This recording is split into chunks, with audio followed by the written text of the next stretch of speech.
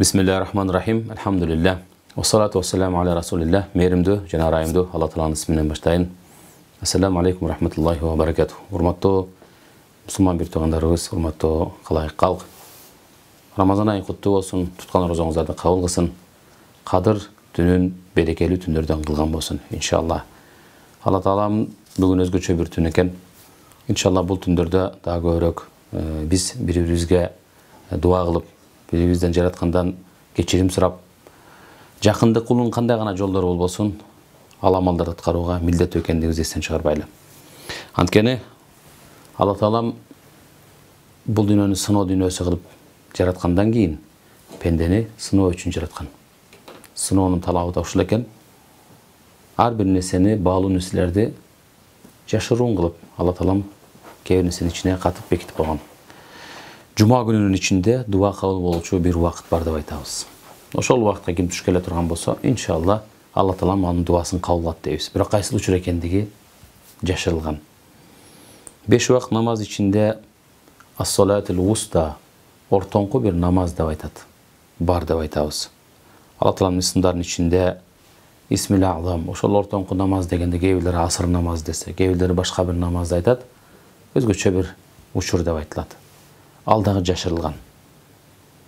Алла Тааланын улуу 99 ысымдарынын ичинде дагы, ибадаттардын ичинде дагы Алла Тааланын ыраазычылыгы албетте бул дагы бекитилген экен. Замандардын ичинде кыямат качан болору замандын ичинде бекитилген. Балким эртеңби, балким 1000 жылдан кийинби билбейбиз. Өмүрдүн ичинде өмүр катылып бекитилген. Ошолордун катарында Рамазан айынын ичинде дагы кадыр түн жашырылган. Бирок биз божомолдоп билет экенбиз. Акыркы 10 күндүк десе, кээ бир булактар китептерде келгенде акыркы 15 күндүктүн ичинде так күндөрүн издегиле дейт. Пайгамбар саллаллаху алейхи вассаламдын дагы кээ бир хадистерине ылайык 27-түндөрүндө болуп калуусу ыктымал деп. Дегиле пайгамбарыбызга билдирилгенби? Пайгамбарыбызга бир риваятта билдирилген дейт. Бирок пайгамбарыбыз ошол үммөттөн, ошол инсандардан, мусулмандардан бир канча эки инсан урушуп жаткан учуруна күбө болуп, аларга алаксый калып кайра эстейин деген учурда унуттурулду дейт мага.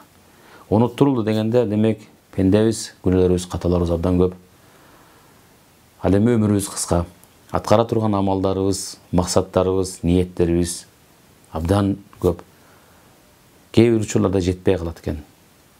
Бирок ошол аз бир өмүрдүн ичинде берекелүү ишке себепкер болуу, мурдагы пайгамбарлардын коомдоруна 1000 жылдай, 500 жылдап, 300 жылдап жашоо өмүрүн берген Алла Таалам ошончолук деңгээлде алардын дагы сыноого кабылган. Бирок алардын мүмкүнчүлүктөрү, жакшылык иштерди аткаруу, амалдарды аткаруу мүмкүнчүлүгү абдан көп болгондуктан пайгамбарыбыздын сахабалары да пайгамбарыбызга келип, "О Аллахтын элчиси, башка пайгамбарлардын үммөттөрү 1000 жыл жашаптыр. Башка бир еврей уулдарын, Бани Исраил деп еврей уулдарында 1000 жыл жашап, Аллахтын жолунда жихад кылып, сооп таптыр. Биз эмне кылабыз? 70 жыл, 80 жылдык өмүрүбүздө кантип ошолордун жеткен соогуна биз да жетебиз? Ошончолук берекелүү көп жылда дегенде Алла Таалам биздин пайгамбарыбыздын үммөтүнө башка айтканда сиз менен бизге мусулмандарга кадыр түнүн белек кылып берген экен. Андыктан кадыр түндө Кадыр сүрөсүндө айтылгандай Бисмиллахир-рахманир-рахим инна анзалнаху фи лейлатил кадр ва ма адрака ма лейлатул кадр лейлатул кадри хайрун мин альфи шахр танаzzalul malaikatu var-ruhu fiha bi'izni rabbihim min kulli amrin salamun hiya hatta matla'il fajr. Sadaqallahu azim. Чындыгында биз Куранды кадыр түндө түшүрдүк дейт. Түшүрүлүп башталышы пайгамбар саллаллаху алейхи вассаламга Жабраил периштеде ортомчулугунда кадыр түндө башталды. Билесиңерби кадыр түн эмне экендигин?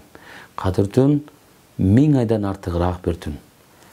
Бир түндө кылган жакшылыктын сообу 1000 ай ошол ишти аткарган 83 жыл жана 4 ай адам өмүрүнө тете боло тургандай соопту тынбай аткаргандай соопту бир түндө табуу мүмкүнчүлүгүнө ээ болосуң деген маселе. Бул түндө өзгөчөлүгү да нерсе аяттын уландысында периштелердин тобу Жабраил периштенин башчылыгында бул дүйнөнүн асманына түшөт. Жана ошондой эле бардык амалдарды, бардык жакшылыктардын баарын аткаруу үчүн түшөт. Саламун хия хатта матла'ил фажр. Bir саламатчылык, эсенчилик болот эртеменги таңга чейин дейт. Кимдер үчүн? Ибадат кылган инсандар үчүн, жаратканын капилетте уктап өткөрбөгөн инсандар үчүн. Бул түндүн кайрымын, бул түндүн сообуна ишенип, Алла Тааладан болот деп, чын дилден ихлас менен, ибадат менен өткөргөн, түнкү намазын окуган инсандар үчүн өткөн күнөөлөр кечирилет дептир пайгамбарыбыз саллаллаху алейхи ва саллям башка бир хадисинде. Ар бир инсан жараткан тарабынан берилген мыкты жакшы нерселерге жеткиси келет экен. Ошондуктан кадыр түн дагы акыркы 10 күндүн так күндөрүнө белгиленип аткан болсо, бүгүнкү 27-чи түн өзгөчө бир түн экен. Эгерде кадыр түнүн bir күнгө белгилеп койгондо эмне болмок десеңиздер, эгерде кадыр түнүн bir күнгө белгилеп койгондо, анда кайсы бир пенде мындай айтканда кокусун ал кечени тоса албай калса, калган күндөрүн өкүнүп өткөрмөк. Эгерде bir түнгө белгилеп койгон учурда жалкоо табият, адамдын табияты бүгүн кадыр түнү экен, bir күнгө эле ушу белгилүү болду деп башка күндөрдө капилетте, оюн зоок менен, күнөө менен өткөрүп, бул түндү гана ибадат менен өткөрүп, күнөө көрүлмөк. Ошондуктан дагы Абу Хурайра радиаллаху анху, Алла Таалам ыраазы болсун, пайгамбарыбызга келип, кадыр түнү пайгамбардын сенин заманыңа гана таандык бир ыйык түнбү, же болбосо бул кыяматка чейинки үммөткө таандык бир ыйык түнбү деп суроо узатат. Пайгамбар саллаллаху алейхи ва саллям бул кадыр түнү пайгамбардын заманына гана таандык түн эмес, балким кыяматка чейинки келе турган Алла Таала тарабынан берилген, белек кылып берилген кадырлуу, барктуу, берекелүү, ыйык түн деп айтат. Андыктан кыяматка чейин болот. Эгерде Алла Тааламга бул максат болгондо өзү эле айтып койбойт беле деп. Акыркы 7 күндө издегиле жана башка сурабагын деп эскерткен экен. Ошондуктан кадыр деген эмне? Лайлатул кадыр деген эмне десеңиздер, кадыр түн жөнүндө айтылган көптөгөн аалымдарыбыздын, окумуштууларыбыздын, ислам аалымдарынын жазган китептеринде бул өкүм түнү деп айтат. Өкүм берилген түн. Буга ылайык кадыр түн дегенибиз Алла Тааланын тагдырына, Алла Тааланын тагдыр маселесинде өкүм чыгарылган иштердин анык ажыратылган түнү. Экинчиси кадыр бартуулук, улуулук түнү деп айтабыз. Бул дагы болсо кадыр түнү өтө кадырлуу, улуу түн дегендиги. Өзгөчө башка түндөрдөн айырмаланган бир түн дегендиги. Периштелер ушунчалык кадыр түнү үчүнчүсү бар, тардык, кысылуу деген маанеге келет. Муну эки жактан түшүнсөк болот. Биринчиси бул дүйнөнүн асманына ушунчалык көп санда периштелер түшөт экен. Алардын көптүгүнөн жер аларга, асман аларга, бул аалам аларга тар келет дейт да. Ошо кысылуу бар дейт.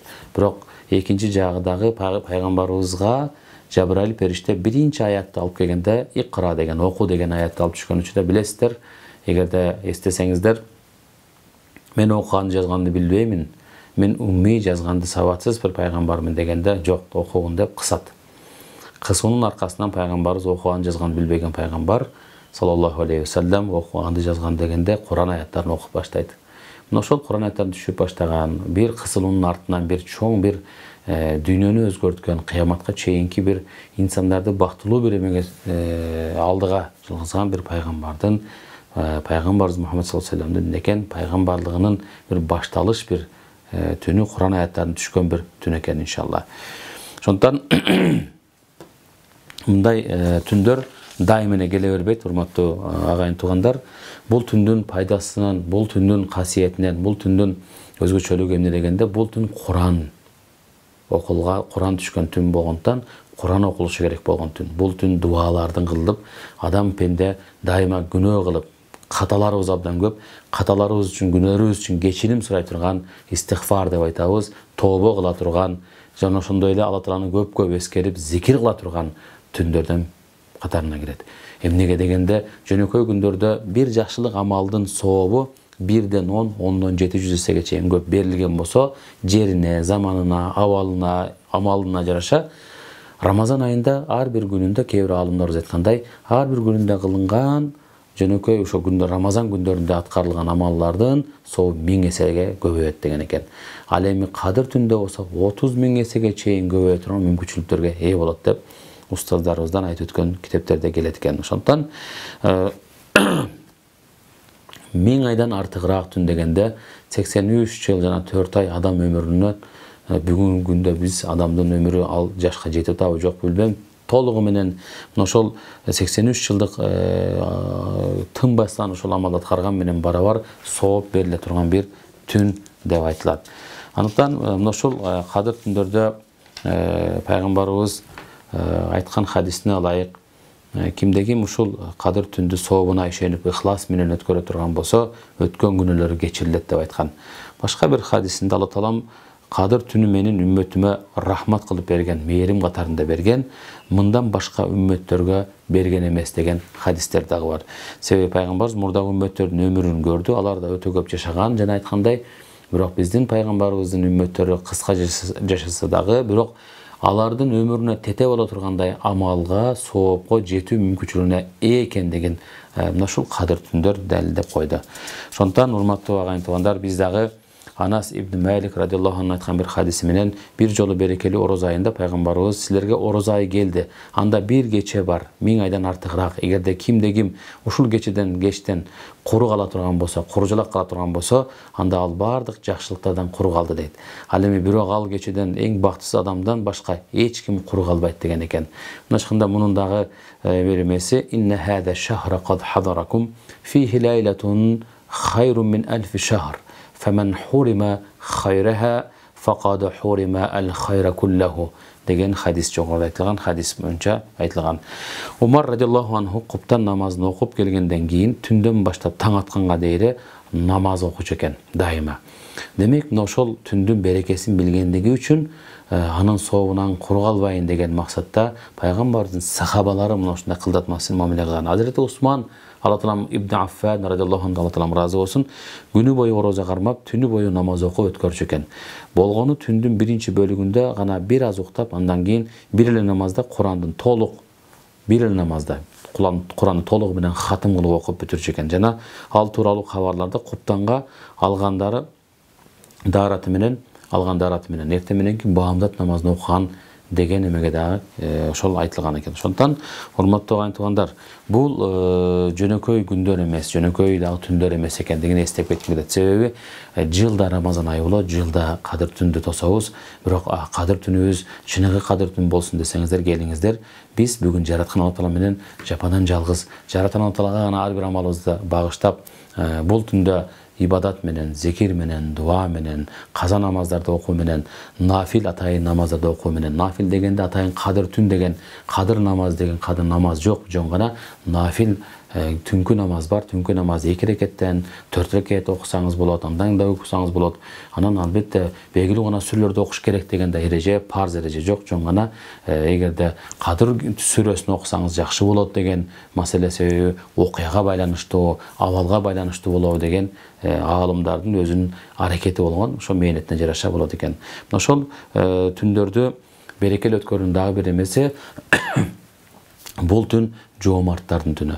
Ушул түндөрдө жакшы ниеттерди кылып, жоомарт инсандар өзүнүн колунда бар нерселерден муктаж инсандарга атайын ниет кылып чыгарган болсо, мисалы үчүн зекетин берем деп аткан болсо, эгерде кандайдыр деңгээлде коло кошуналарынан, тууган уруктарынан бей бечаралар бар боло турган болсо, мына ошолордун баардыгына камкор болуп, ошолордун баардыгынын колдон келишинчелик деңгээлде бүгүн ооз ачырып же ооз бекиттирип, аларга бүгүн жардам эмелерин таратуу менен өткөргөн болсо, 83 жыл бою ошол ишти аткаргандай сооп ала турган бир күн экен. Күнөөлөрүбүз көп деп айттым, каталарыбыз андан да көп болуп атат, себеби ал каталарды кечирим суроо менен гана, Аллахым кечирип кой деп тил менен айтуу менен гана болбой тургандыгын, анын үчүн дагы амал аткарыш керек, иштерди кылыш керек экендигин айткыбыз келип атат, урматтуу агайын туугандар. Андыктан биз дагы бир хадисти айтуу менен пайгамбар саллаллаху алейхи вассаламдын хадисинде ушундай айтылат дейт. Баягы акыркы 10 күндүк дегенге далил катарында илтамисуха фил ашр, акыркы 10 күндүктө издегиле деген пайгамбарыбыздын жакшы бир эмеси бар, билдирилди деп айтып атабыз. Ман кана мутахарриyan лайлатул кадр, кимдеги эгерде ушу кадыр түнүндө ниеттенген болсо, жакшы иштерди аткарам деген болсо, мисалы үчүн же болбосо ушу кадыр түндү тосоюн деген жакшы арзусу болгон болсо, фалятахарриха фил ашр авахир мин рамадан, акыркы 10 күндүктү издесин дептир. Кээ бирки сахабаларыбыз, Абдулла ибн Масуд сыяктуу сахабаларыбыз Рамазан айы бою кадыр түнүн издегиле деген экен. Ал эми андан да ашып өткөн ошол эле сахабаларыбыз адам жылдын ичинде издегиле ар бир түнүңөр кадыр түн болсун дептир. Өмүрүңдү кадыр түн, өмүрүңдүн ар бир түнү кадыр түндө өткөргүн деген дагы аалымдарыбыз жок эмес экендигин айткым келет. Демек, Алла Таала тарабынан берилген ушул кадыр түндө пайгамбарыбыз саллаллаху алейхи ва саллям кантип өткөргөн десеңиздер, пайгамбар саллаллаху алейхи ва саллям акыркы 10 күндүктү Айша энебиздин айтымында караганда иза дахалал ашр шадда мизараху, ал белин бекем буучу экен. Бул деген мааниси ибадатка бекем олтуруп, Куран окуганга бекем олтуруп мындай айтканда ва айкада ахлаху, жана үй бүлөсүн ибадатка ойготуучулардан болчу экен. Түз мааниде ойготуучу, ошондой эле руханий жактан да дуа кылуу менен да, эскертүү менен да ойготуучулардан болгон экен деп. Ошондой пайгамбарыбыздын абалы болгондон кийин биз дагы келиңиздер, бүгүн үй бүлөбүз менен, бала бакырабыз менен, туугандарыбыз менен, жакындарыбыз менен ал акыбал сурашуу менен жана ошондой эле дуаларды кылуу менен ушул күндөрдү өткөрөйлү. Алла Таалам насип кылган болсун. Пайгамбарыбыз мына ошол соңку 10 күндө жөнөкөй күндөр боло турган болсо, мейли i'tikaf деген нерсе бар болчу. Мындай айтканда мечитте, Алланын үйүндө акыркы 10 күндүктө өткөрүү деген ибадат менен эч жака чыкпастан бүгүн үйлөрдүн шарттарына, карантиндик абалга ылайыктуу болуп атат. Андыктан мына ушул абалга ылайыктуу деле ар бир ошол окуп аткан, намаз окуп аткан жериңиз, сажда кыла турган жерлер албетте бул жараткан Алла Таалага улуктай турган жер болгондуктан сиздин үйүңүз дагы бир мааниде бүгүн өзгөчө абалда Алла Тааланын үйү өкүмүнө келип калды. Андыктан ошол үйлөрүбүздү жандуу өткөрөйлү. Куран-ы Керимди окуу дегенде Куранды бир гана кадыр түндө гана окуп койбостон, келиңиздер кадыр түн биз үчүн бир башталгыч болсун. Рамазан айы биз үчүн көп адаттардан, терс нерселерден арылуунун бир башталгычы болсун. Мындан кийинки өмүрүбүз, мындан кийинки кадыр түндөрдү, мындан кийинки Рамазандарды тосууда дагы мына ошол сезим менен эмне кылсак, даярдык менен, кусалык менен тосууга аракет кылсак жакшы болгуда иншалла. Кээ бирки инсандарыбыз тоскондой бул үйгө Кыдыр ата келет экен кадыр түндө, ошону тосуп алайлы деп терезени ачып койгондор, же болбосо оюн зоок менен, шоу менен өткөргөндөр, Фудземада кадыр түн деген сыяктуу туура эмес пикирлерге кирип, сүйүшкөн жаштардын от жагып алып өткөрө тургандай, айыл жергесинде, башка тоолордо өткөрө тургандай бир түн эмес экендигин баса белгилеп кеткизип атат. Себеби бул натыйжада бир ыйык диний бир Куран-ы Керим түшүп баштаган, ошол учурда тагдырыбыздын чечилип аткан түндөрү болуп атат. Кийинки Рамазанга чейин ким бар, ким жок, тагдыр эмне болот, канча адам жашайт, тиги рызкысы кандай болот, бактылуу болобу, жок болобу деген сыяктуу бүтүндөй тагдырдагы маселелер дагы ошол түндөрдө чечилет. Ошондуктан кадыр түндүн ушул берекелүү учурларынан Алла Таалага жалбарып дуа кылып, иншалла келиңиздер, Алла Таалам бизге менин бул жашоомдо кандай нерсе жакшы болгон болсо жакшылыгын бере көргүн деп дуа кылып өткөрөйлү. Айша энебиз пайгамбарды сураган экен, эгерде мен ушул кадыр түнгө туш келип калсам, эмне деп дуа кылайын дегенде пайгамбар саллаллаху алейхи ва саллям жакшы бир дуаны айткан. Ал дагы Аллахумма иннека афуун карим, о Аллахым, сен кечиримдүү улуу затсың, тухиббул афва, сен кечиргенди жакшы көрөсүң, сүйөсүң. Андыктан фа'фу анни, андай боло турган болсо биздин күнөөлөрүбүздү кечиргин, менин күнөөмдү кечиргин деп дуа кылайлы. Мына ушул таризде эгерде биз жакшы өткөрө турган болсок, биз үчүн бул түн иншалла берекелүү түндөрдөн болот. Сөзсүз түрдө эле уктабай, эч нерсе кылбай өткөрүүбү жок. Уктабай турган болсоңуз жакшы амал аткарыңыз. Эгерде тилиңизден, колуңуздан, пикириңизден жаман нерселер келип кетүү коркунучу көбүрөөк болгон болсо, анда уктаңыз, эс алыңыз. Сиздин балким уйкуңуз Рамазандын берекети менен жакшы бир нерсеге айланар. Себеби зыян бербеш үчүн башкаларга же өзүбүзгө. Андыктан бул түндө ар бир адамдын өзүнүн эркине коюлган нерсе, парыз деп айткан жокпуз, бул жакшы болот деп атабыз.